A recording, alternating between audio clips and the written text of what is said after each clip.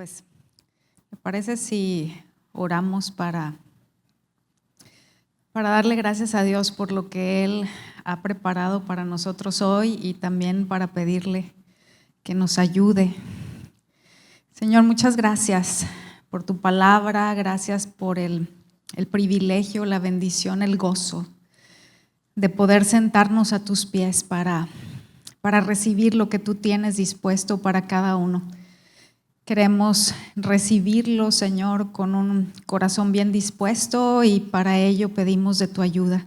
Rogamos que tu Espíritu Santo sea nuestro maestro, que nos guíe a toda verdad y que obre en nuestro interior lo que sea necesario, Señor, para que podamos hacer vida tu palabra en nosotros.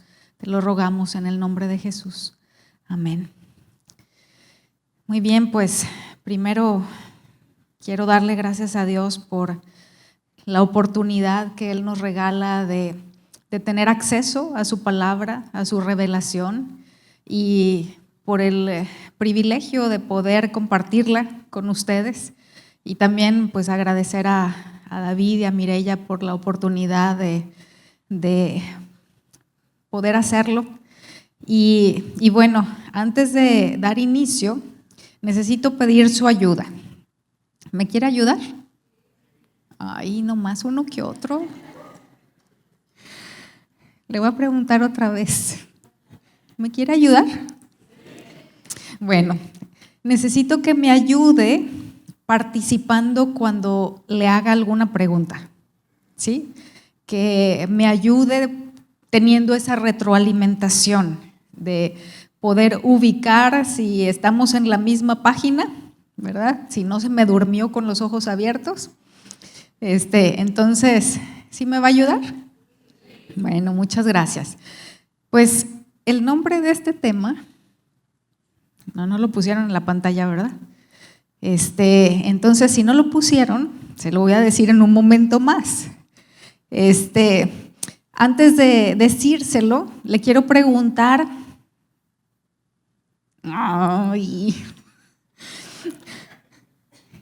¿Qué frase es la que dice un policía a una persona para que se rinda?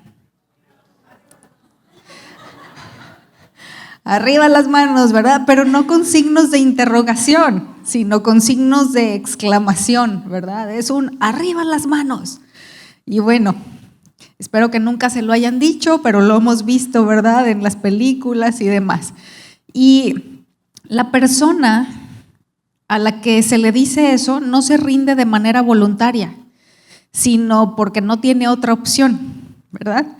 Y hay muchos pasajes en la Biblia donde nos habla de alzar las manos como una manera en la que podemos expresar con nuestro cuerpo que nos hemos rendido al Señor, lo cual no debería ser algo forzado, como en el caso del policía y el maleante, ¿verdad?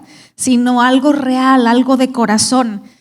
Pero hay otro aspecto acerca de tener arriba nuestras manos que es mucho más profundo, de lo cual hablaremos hoy. Y debido a ello es que este tema tiene por título ¿Arriba las manos? ¿Sí? Ayer Raúl nos explicó a detalle que quienes hemos puesto nuestra confianza en Cristo para salvación, hemos recibido el perdón de nuestros pecados y tenemos su vida dentro de nosotros.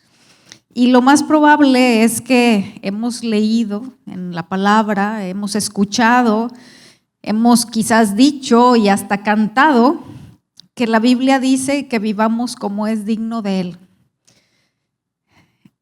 Que vivamos agradándole y honrándole en todo, que Dios nos creó de nuevo en Cristo para que hagamos las cosas buenas que preparó desde antes para nosotros, que debemos seguir sus pisadas, etc.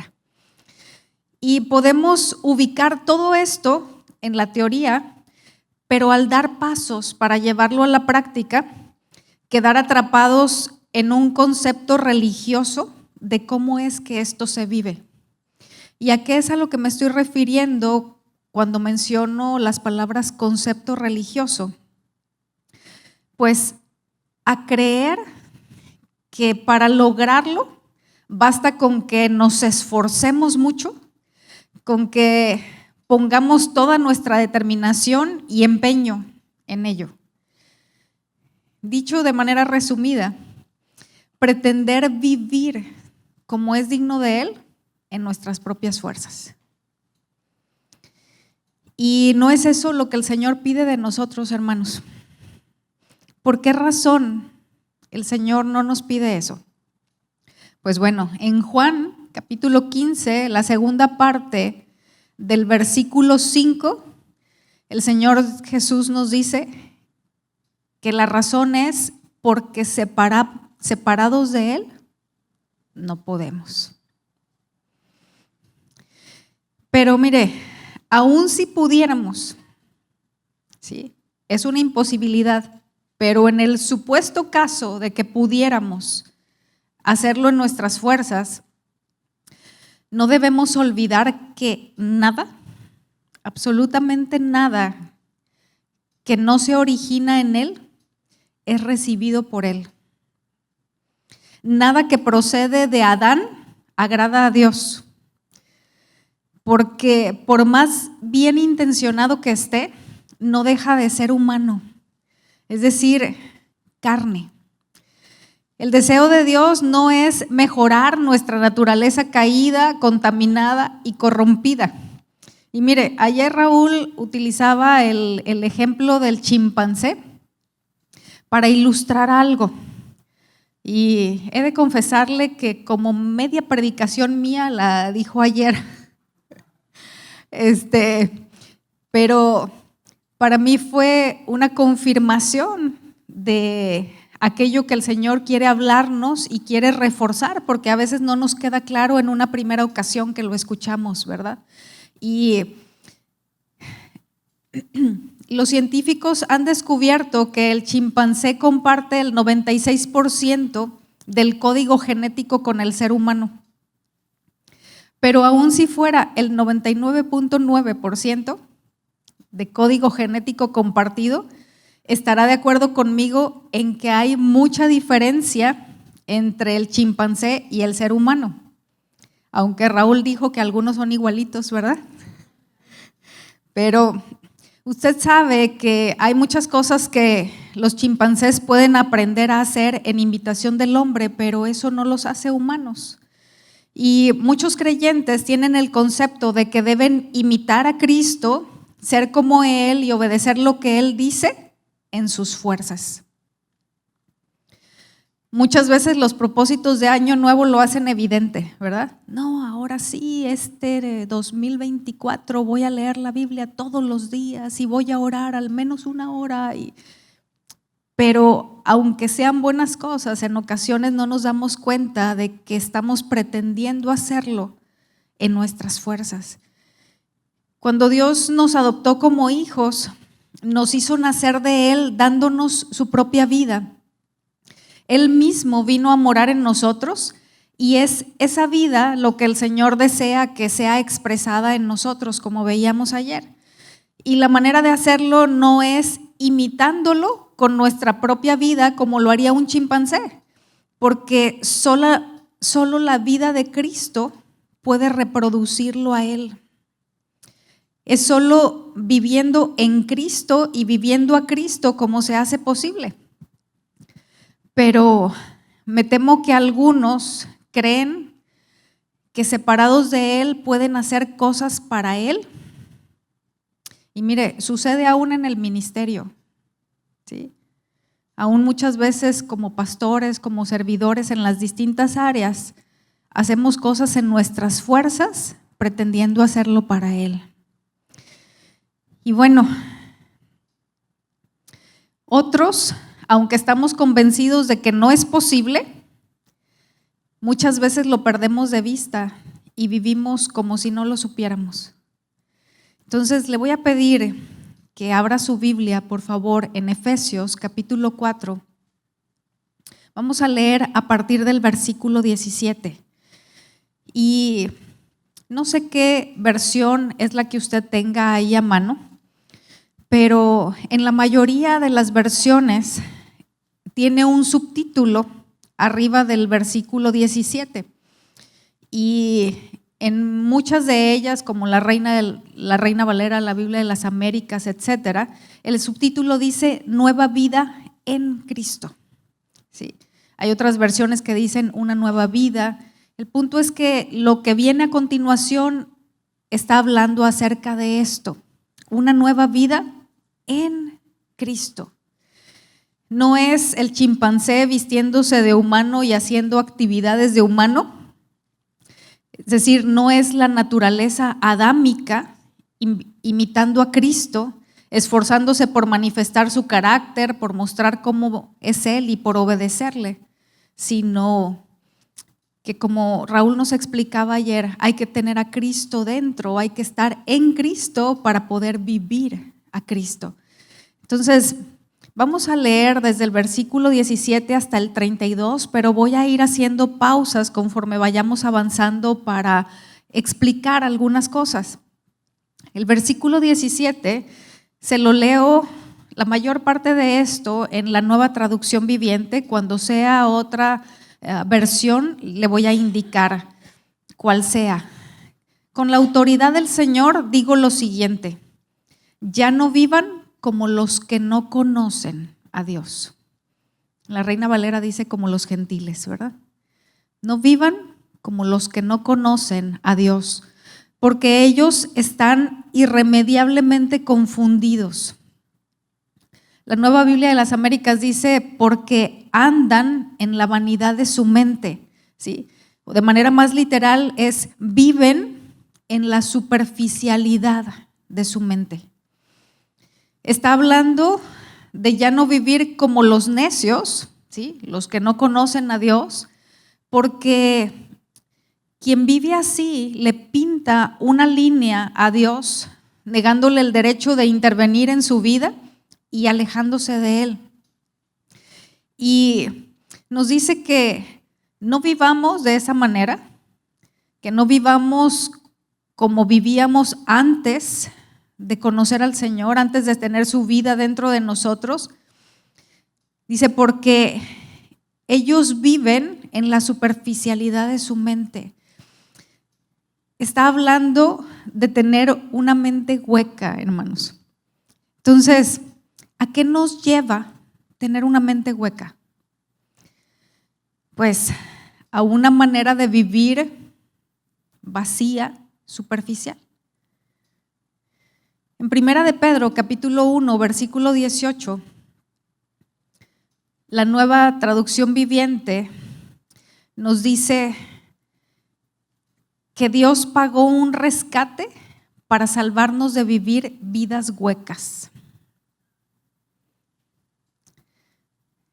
Entonces, en Efesios nos está diciendo que no pensemos de manera superficial, que no andemos en la vanidad de nuestra mente, porque eso nos lleva a vivir de manera vana, de manera hueca, de manera superficial. Y la Escritura nos enseña que Dios pagó un rescate para salvarnos de vivir de esa manera, de un enfoque temporal, en lo temporal y pasajero, en donde vivir para eso, hermanos, no es una inversión, sino gasto o desperdicio de vida.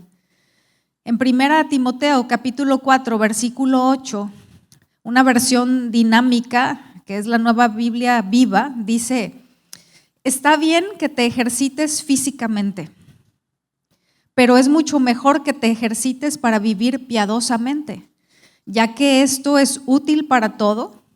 Te ayudará en esta vida y también en la venidera.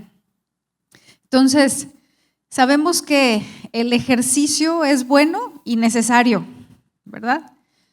Pero cuando el enfoque de la vida gira en torno al cuidado del cuerpo y se deja de lado la belleza interior, cuando nos consume el deseo de vernos y estar bien físicamente, y no se dedica tiempo para ir a la estética de Dios,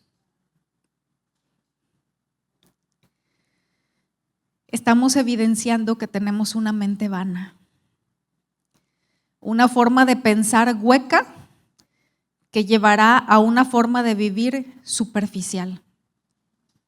Y mire, los selfies, esos con poses sensuales, son un ejemplo de una manera de pensar vacía. ¿Sí? Eso de que luego, foto, vamos a tomar la foto, y no lo voy a imitar, ¿verdad? Pero usted ubica, ¿sí? Sobre todo en el caso de las mujeres, y como esta enseñanza está más dirigida a las mujeres,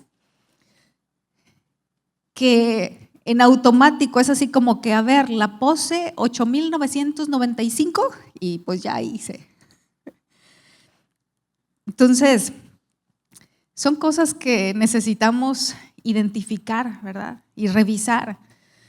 ¿A cuántos de ustedes les ha tocado estar en un basurero? Por favor, levante su mano. ¿Sí? Quizás no estar, pero ver alguna foto o algún video. ¿Sí? Bueno, cuando usted ha estado o ha visto ese lugar en una imagen, ¿sí? Que ve toda esa serie de cosas que hay ahí, pues tiradas, ¿verdad? Botadas. ¿Se le ha ocurrido pensar que un basurero es un ejemplo contundente de días, meses y años de vida gastados muchas veces de manera vana? Porque aquello a lo que se dedicó tiempo de vida termina en ese lugar que da testimonio de matrimonios e hijos descuidados en muchas ocasiones, en aras de asignar a lo material un valor que no tiene debido a una manera de pensar superficial.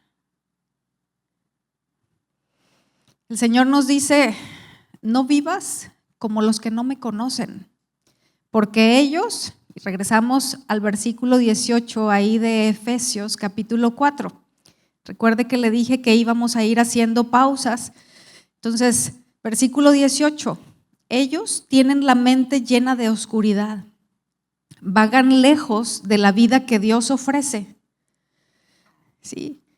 Aquí cuando habla de la vida que Dios ofrece, la palabra en el original es Zoe, que Raúl nos explicaba ayer a detalle, ¿verdad? Que es la vida que Dios posee.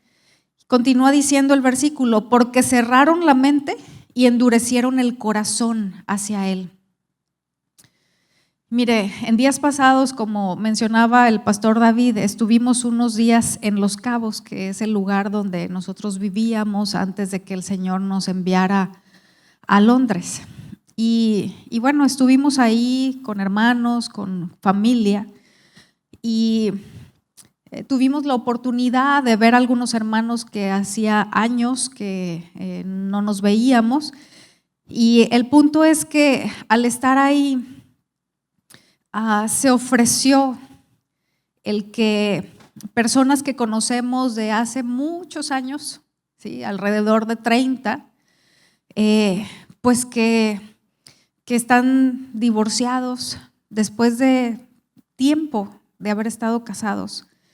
Personas que gastaron su vida en hacer dinero y ahora están en la tercera edad, enfermos y solos. Personas que tuvieron al alcance el consejo de Dios y lo despreciaron. Como dice aquí la Escritura, cerraron la mente y endurecieron el corazón. Versículo 19, han perdido la vergüenza, viven para los placeres sensuales y practican con gusto toda clase de impureza. Pero eso no es lo que ustedes aprendieron acerca de Cristo. Ahora, de manera más literal, esta última parte del versículo 20 diría, no han aprendido a Cristo de esta manera. Ustedes no han aprendido a Cristo de esta manera. Aquí el verbo aprender expresa la idea no solo de tener información acerca de Cristo y de lo que pide del creyente, sino del hecho de conocerlo a Él. Que por tener su vida en ellos, viven a Cristo mismo y aprenden mucho más que doctrina acerca de Cristo. Aprenden a Cristo mismo. En el hotel en que nos hospedaron, ahora para estos días, tienen un dispensador de jabón que dice que lo que hay dentro, ¿sí?, no contiene productos químicos dañinos, como parabenos, sulfatos, etcétera, ¿verdad? Esos nombres medio raros que, bueno, cada vez en mayor medida aprendemos que son dañinos para nuestro cuerpo. Y cuando yo leí eso pensé, qué bueno que así sea. Pero después me quedé considerando si lo que dice esa etiqueta será verdad. ¿A qué me refiero? A que si es solamente la etiqueta de la botella, pero no la realidad del contenido. ¿Sí? Me quedé pensando, ¿no será que rellenan estas botellas con otros productos que sí contienen todos esos químicos dañinos y nada más queda la etiqueta, ¿verdad? Para que uno en su conciencia esté muy tranquilo de que no está usando esas cosas que pueden perjudicar. Y usted y yo, hermanos, podemos decir que somos cristianos y saber mucha doctrina, memorizar versículos y tener información acerca de Cristo, pero que lo que nuestra vida exprese sea todo menos a Él. Que lo que salga de ese dispensador no sea Cristo en realidad y nada más esté la etiqueta por fuera. Filipenses capítulo 1, la primera parte del versículo 21, si gusta no lo busque, lo veíamos el día de ayer. El apóstol Pablo dijo, para mí el vivir es Cristo. Esto quiere decir que el creyente enfoque, vea y haga las cosas como Cristo las haría. Pero no es una imitación, como decía ayer Raúl, ¿sí? No es un copia y pega, como en la computadora, ¿verdad? Vivir a Cristo requiere estar llenos de Él, hermanos, y permitir que Él gobierne todo nuestro ser. Que sus pensamientos, virtudes, deseos y sentir se instalen en nuestro interior.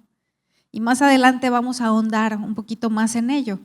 Versículo 21, regresamos ahí a Efesios 4, 21. Ya que han oído sobre Jesús y han conocido la verdad que procede de Él. Aquí esta traducción o esta versión dice la verdad que procede de Él, o dicho de una manera más literal sería la verdad que está en Él.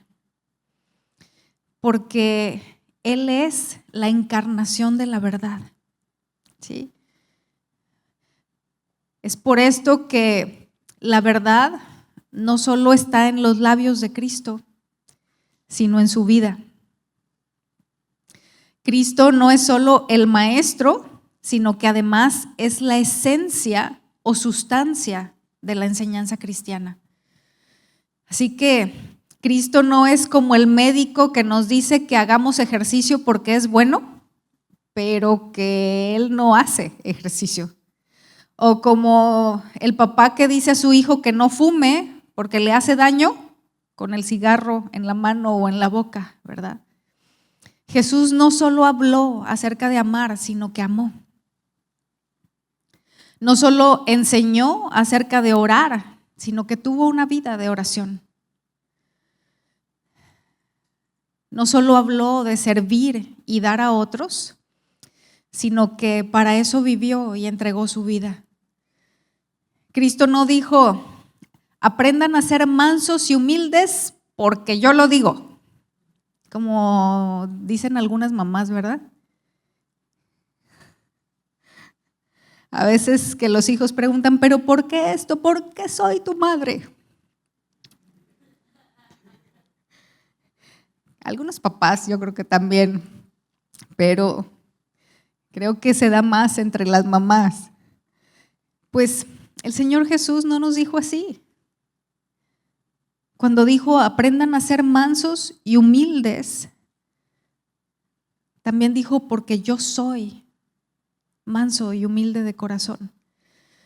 Y hablando de humildad, ¿cuántos de los que estamos aquí reconocemos que somos orgullosos?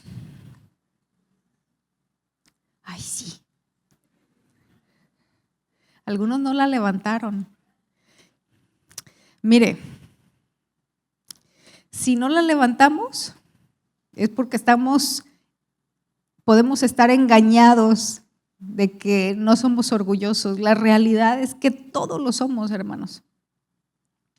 Hay quien dijo que el orgullo es el primer pecado que entró en el corazón del hombre y es el último en salir. Lidiaremos con el orgullo toda nuestra vida mientras estemos sobre esta tierra. Entonces, cuando soy consciente de mi orgullo, puedo pensar que me hace falta humildad. Y es una realidad. Pero lo que en verdad necesitamos no es nuestra propia humildad incrementada, sino a Cristo y su humildad en mí. Y así con cada aspecto, hermanos. Esto es solo por poner un ejemplo. Dios nos ha dado a su Hijo para hacer nuestra vida y solo necesitamos estar en Cristo para que todo lo que es de Cristo venga a ser nuestro al permitir que Él viva en nosotros. Los siguientes versículos hablan de lo que necesito hacer para vivir a Cristo, aquí mismo en Efesios capítulo 4. Primeramente, en el versículo 22 nos dice, desháganse de su vieja naturaleza pecaminosa y de su antigua manera de vivir, que está corrompida por la sensualidad y el engaño. El verbo que esta versión traduce como desháganse, o en el caso de otras como despójense, indica una acción continua, es decir, no es algo que vamos a hacer de una vez y para siempre, sino algo que necesitamos estar haciendo constantemente hasta llevarse a cabo por completo.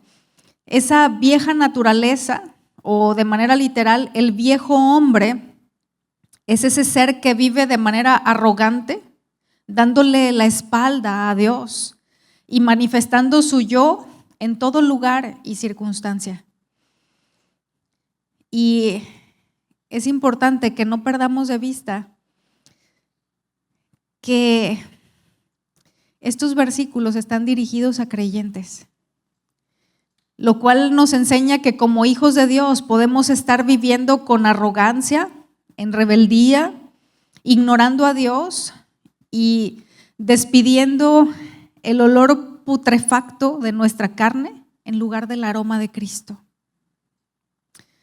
En Gálatas capítulo 2, la primera parte del versículo 20, dice, con Cristo he sido crucificado y ya no soy yo el que vive, sino que Cristo vive en mí. ¿Recuerda el título de este tema? ¿Arriba las manos? Hace un momento le decía que hablaríamos de algo que va más allá de levantar las manos en señal de rendición. Porque aquí está hablando de alguien crucificado, ¿sí? Alguien crucificado forzosamente tiene que tener las manos arriba. Y para que ya no sea yo quien vive, sino Cristo, se requiere de eso, hermanos. Arriba las manos. Raúl nos explicó ayer lo que significa esta segunda parte del versículo 20, hablando de esa nueva vida en Cristo, que dice, así que vivo en este cuerpo terrenal confiando en el Hijo de Dios, quien me amó y se entregó a sí mismo por mí. Esto quiere decir que la dependencia de Jesús por medio del Espíritu Santo en nuestro diario vivir traerá como consecuencia la experiencia de una vida en la que vive Cristo y no mi yo.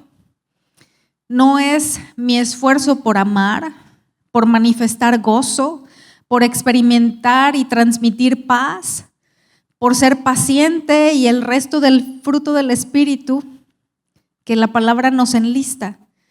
Porque eso, hermanos, nunca será resultado de una Rocío que se esfuerza por dar esa clase de fruto, o póngale su nombre ahí. Nunca será resultado de nuestro esfuerzo personal por producir ese tipo de fruto. La Biblia no dice que esos aspectos del carácter o virtudes de Cristo, que son amor, gozo, paz, paciencia, benignidad, bondad, fe, mansedumbre y templanza, son el resultado o la consecuencia de una Rocío mejorada, sino de una Rocío que muere a sí misma para que Cristo viva su vida en mí o en usted. Y los siguientes versículos continúan hablando acerca de lo que necesitamos hacer para vivir a Cristo. Ahí regresamos a Efesios capítulo 4, ahora al versículo 23. Se lo voy a leer en la Nueva Versión Internacional, que es más acorde al texto original. Habla de ser renovados en la actitud de su mente. Es lo que el apóstol Pablo, inspirado por el Espíritu Santo, nos dice a nosotros como creyentes, que seamos renovados en la actitud de nuestra mente. Y deshacernos o despojarnos del viejo hombre va de la mano, hermanos, con una continua renovación de la manera de pensar. Si no hacemos nueva nuestra manera de pensar, la actitud de nuestra mente, entonces no podremos despojarnos del viejo hombre. No nos desharemos de una forma de vivir en la que se expresa nuestro yo si seguimos pensando de la misma manera que el mundo piensa. Por eso es tan importante revisar cómo pensamos acerca de todo, hermanos. Del matrimonio, de los hijos, de los padres, del trabajo, de la iglesia, de Dios, de su palabra, etcétera, etcétera. Si alguno piensa que el matrimonio es su cruz, que los hijos son una carga o un problema de agenda, que el trabajo es una maldición, que la iglesia es a donde tiene que ir para sentir que ha cumplido con Dios, que su palabra es una larga lista de sís y nos, es indicativo de que necesitamos renovar la actitud de nuestra mente. Si usted mientras está lavando trastes, mujer, preparando comida o limpiando su casa, está pensando en lo mucho que le desagrada, en que nadie valora su trabajo o que otros deberían acomedirse para ayudar o no ensuciar tanto, tenga por seguro que no será Cristo el que se exprese a través suyo cuando tiene esa manera de pensar. Versículo 24. Pónganse la nueva naturaleza, creada para ser a la semejanza de Dios, quien es verdaderamente justo y santo.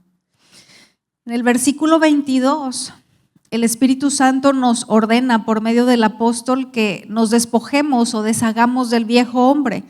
Y en este versículo 24 nos indica que nos pongamos o nos vistamos del nuevo. Es decir, primero es quítate y después es ponte, vístete.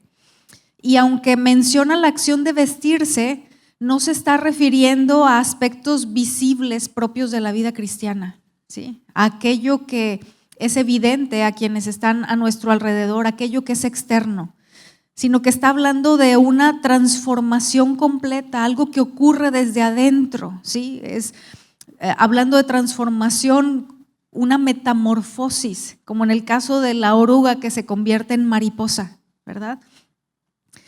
Que esa transformación completa expresará las virtudes de Jesús mediante el fruto del Espíritu.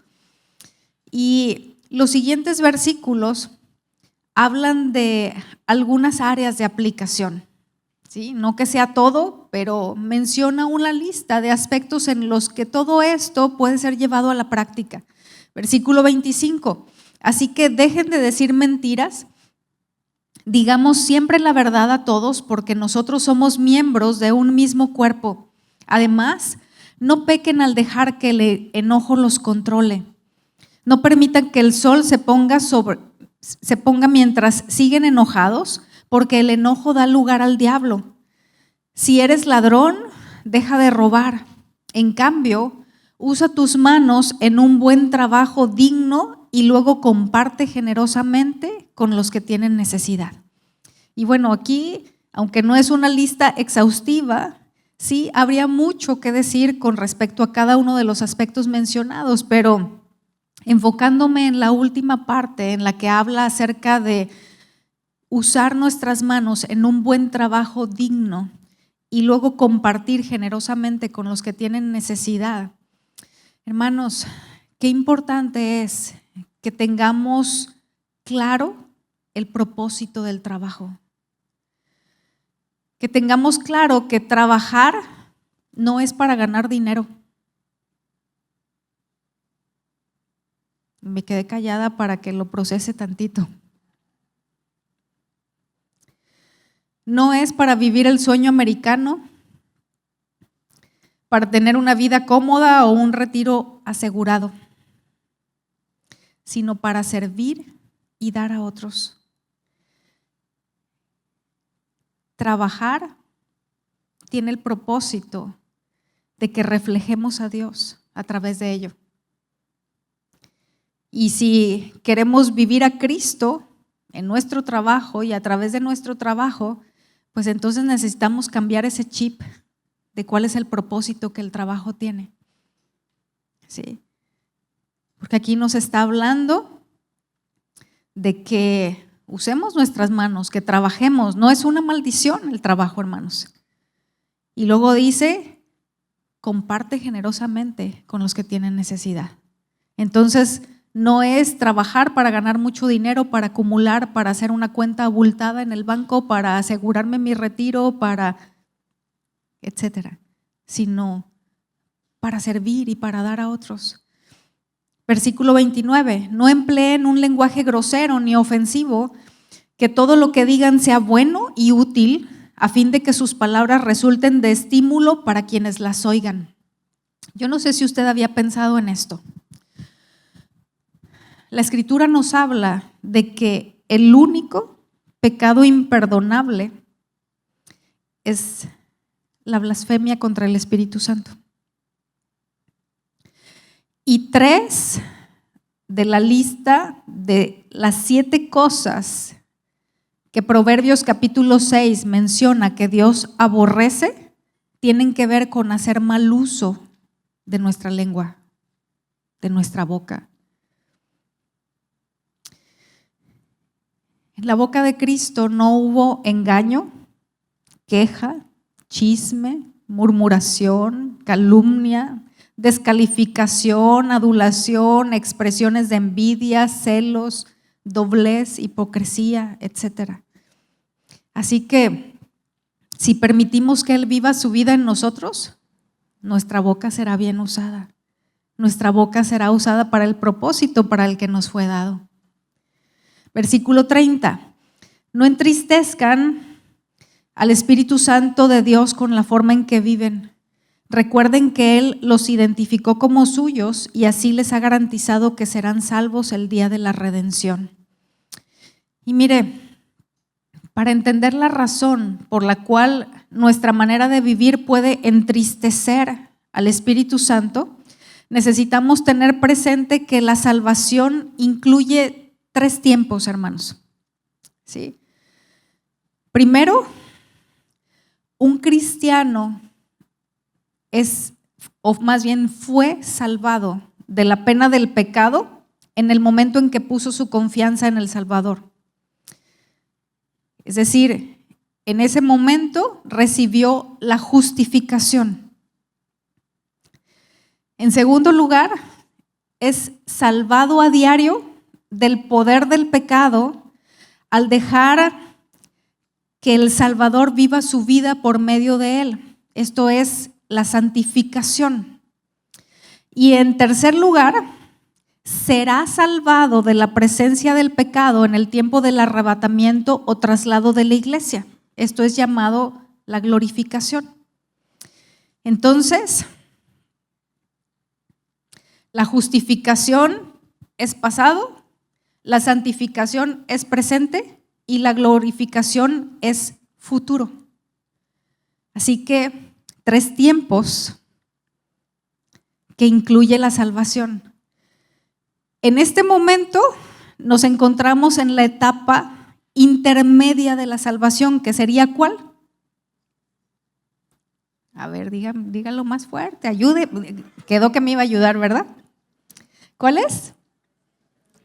La santificación, en la cual el creyente es modelado para ser hecho conforme a la imagen de Jesús, ¿sí? En este tiempo de la santificación, el creyente va siendo formado, va siendo modelado para ser hecho conforme a la imagen de Cristo. Y esa obra es llevada a cabo por el Espíritu Santo. El Espíritu de Dios que nos santifica, ¿sí?, que lleva a cabo esa obra de santificación, es afligido, es entristecido cuando pecamos. ¿Por qué razón? Porque es quien tiene como una de sus misiones reproducir la imagen de Jesús en cada cristiano. Y cualquier rebeldía del creyente impide la acción del Espíritu. Entonces, arriba las manos. Un comentarista bíblico lo dijo de esta manera: el Espíritu Santo reside en el creyente como decorador, que limpia, decora y embellece el espíritu del creyente. Todo pecado es una mancha corrompida que afea la obra del Espíritu. ¿Cómo no va a entristecerse al ver manchada, afeada, echada a perder la obra que viene llevando a cabo en nuestro interior? En lugar de continuar con su obra de producir su fruto, ¿sí?, el fruto de su espíritu, el fruto del Espíritu, del que nos habla Gálatas, que es un concentrado del carácter de Cristo, debe obrar produciendo convicción de pecado para arrepentimiento, limpieza y restauración. Es decir, debe dejar de lado esa obra de santificación, ese proceso de estar modelando al creyente para que cada vez nos parezcamos más a Cristo, para ponerse a traer convicción de pecado, para limpiarnos, para restaurarnos. Entonces, eso entristece al Espíritu Santo. Y aquí la palabra nos está diciendo: no entristezcan al Espíritu de Dios. Versículo 31, líbrense de toda amargura, furia, enojo, palabras ásperas, calumnias y toda clase de mala conducta. Por el contrario, sean amables unos con otros, sean de buen corazón y perdónense unos a otros, tal como Dios los ha perdonado a ustedes por medio de Cristo.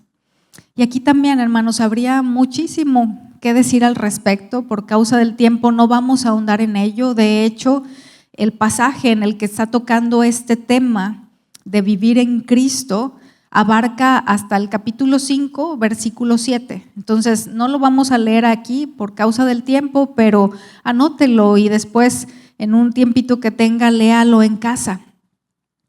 Ahora, además de lo que ya hemos mencionado, que dice aquí este capítulo, algunos de los versículos acerca de cómo puedo vivir a Cristo.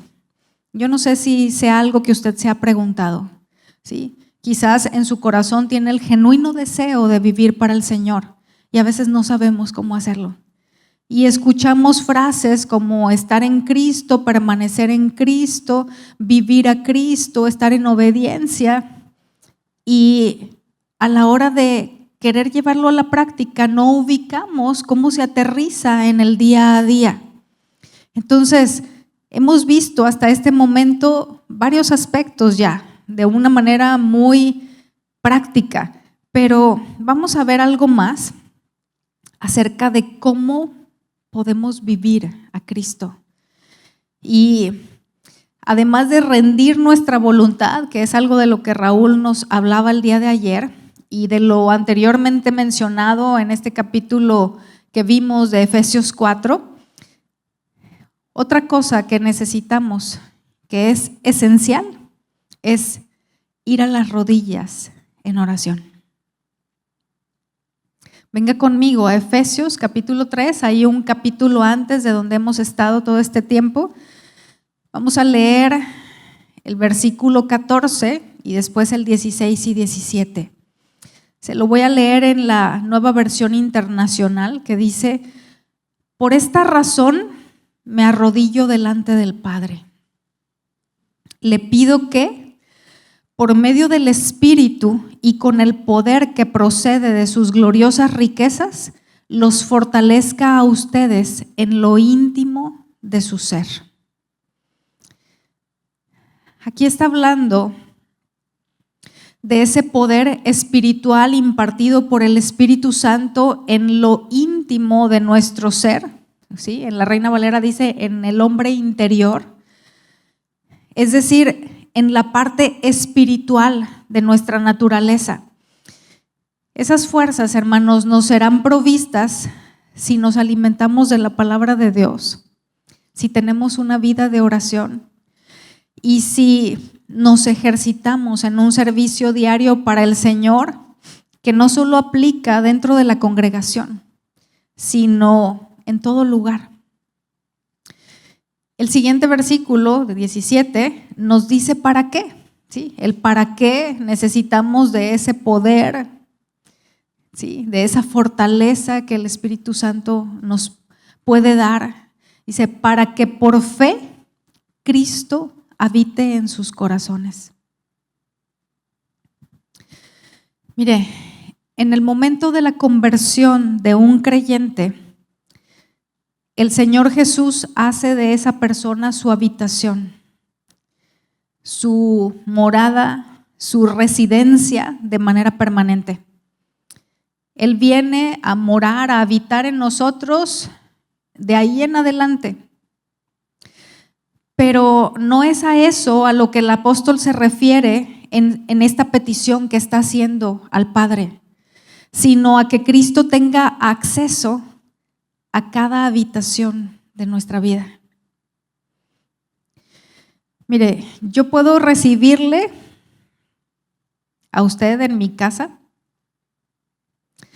y hospedarle, decirle cuál es su habitación, dónde está el baño y darle detalles acerca de aquí se enciende la luz o así se utiliza esta llave, qué sé yo, ¿verdad?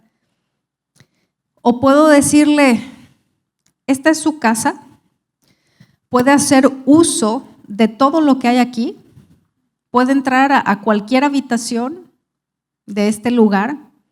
Aquí está el refrigerador, ábralo y tome lo que guste, etc. ¿Distingue la diferencia entre lo primero y lo segundo? Al hablar de que Cristo habite en nuestro corazón, que es la petición que el apóstol hacía en oración a favor de los efesios, es debido a que el corazón es como el cuarto de control del alma, hermanos. Hay quien dijo que es como el pequeño timón que mueve todo el barco.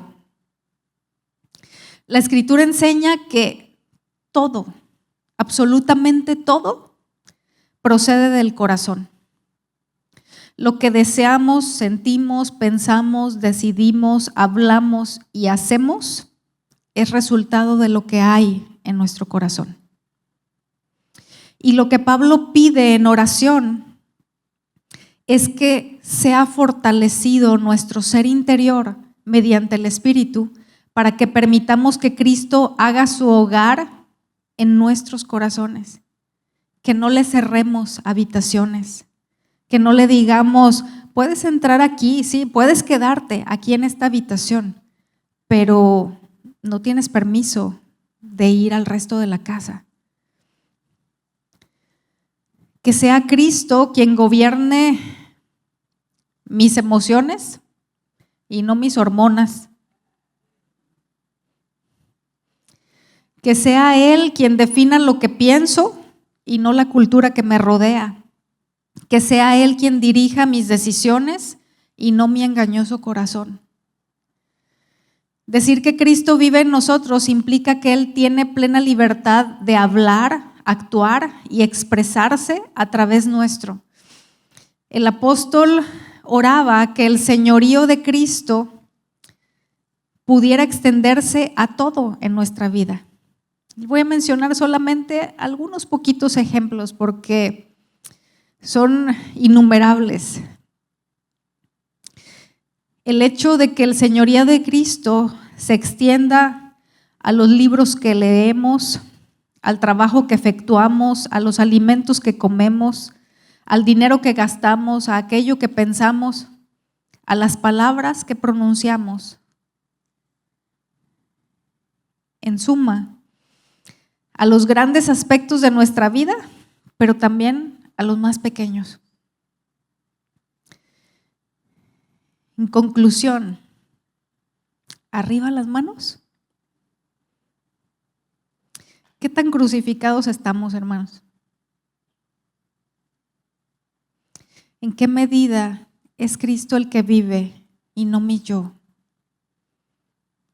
Ayer Raúl nos desafiaba, ¿verdad?, a que le preguntemos a quienes están cerca nuestro si nos parecemos más a Cristo hoy de lo que nos parecíamos hace unos meses o un año.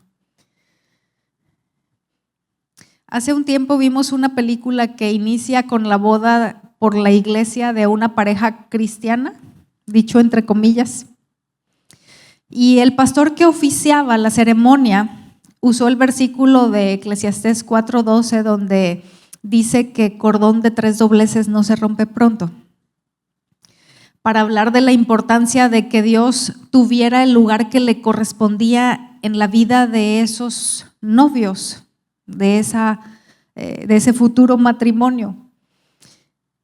Y dentro de lo que les decía, usando esta base de la Escritura, hablaba de que el hecho de que fuera ese cordón de 3 dobleces, de que Dios estuviera incluido en sus vidas, teniendo el lugar que le corresponde en el trono, iba a hacer la diferencia para que más adelante no hubiera un rompimiento en ese matrimonio. Y conforme fue avanzando la trama de la película, fue evidente que la manera de pensar de esta pareja acerca de la relación de matrimonio, de los hijos, del trabajo, de los bienes materiales, etcétera, no era nada bíblica. Que pensaban como el mundo hasta que llegó el rompimiento. Sin embargo, en las escenas donde se veían reunidos en la iglesia, porque hubo varias ocasiones a lo largo de la trama en las que se veían reuniones en la congregación y estaba el auditorio lleno de gente, ¿sí?, lleno de personas que ante lo que el pastor enseñaba de la palabra de Dios gritaban amén, amén. Se escuchaban muchos amenes. Pero saliendo de ahí, no había respeto, perdón, sujeción, honra. Solo engaño de sí mismo. La Escritura dice que si somos solamente oidores y no hacedores, nos engañamos a nosotros mismos. Y yo creo que cualquiera de nosotros nos sentimos mal y podemos incluso molestarnos cuando nos damos cuenta de que alguien nos engaña. Pero ¿y qué del engaño que nosotros mismos nos hacemos? Entonces, en esta película era evidente que había en ese auditorio un montón de oidores, pero no de hacedores. Y necesitamos detenernos, hermanos, a reflexionar. ¿Cómo estamos nosotros? Voy a pedir que cierre sus ojos, por favor.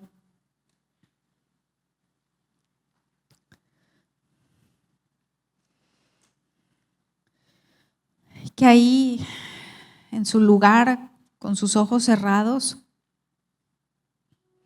reflexione en lo que hemos estado escuchando, en lo que Dios nos ha hablado el día de ayer, el día de hoy. Que podamos reconocer si hemos identificado que necesitamos dejar de pensar de manera que nos lleve a expresar nuestro yo en lugar de a Cristo, y que pidamos perdón, que confesemos nuestro pecado, porque si somos honestos, creo que cada uno de los que aquí estamos podemos reconocer que muchas veces lo que ha salido de nosotros ha sido nuestro yo y no su vida.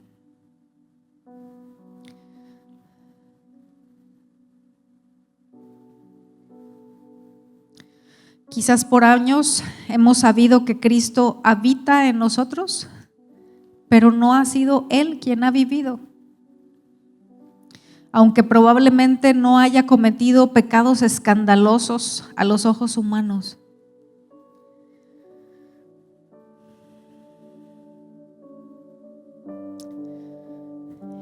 Vamos a orar, hermanos. Y siéntase en libertad para expresarle al Señor lo que hay en su corazón en este momento. Señor, te damos gracias por tu palabra.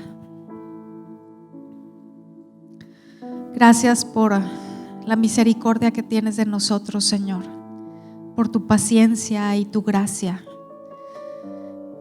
para enseñarnos, para tomar el tiempo necesario para instruirnos, para formar convicciones en nosotros y para ayudarnos a darnos cuenta, a reconocer nuestra necesidad de menguar para que tú crezcas, nuestra necesidad de alzar nuestras manos, no solo como una señal de rendición, sino como una manifestación de ser crucificados juntamente contigo, Señor. Amado Dios, pedimos que nos perdones por cada una de las ocasiones en las que lo que ha salido de nosotros es nuestro yo y no tú. Perdónanos porque aunque hemos sido creados para reflejarte a ti, para mostrar quién eres y cómo eres, muchas veces lo que evidenciamos es lo contrario. Perdónanos, Señor, por representarte mal.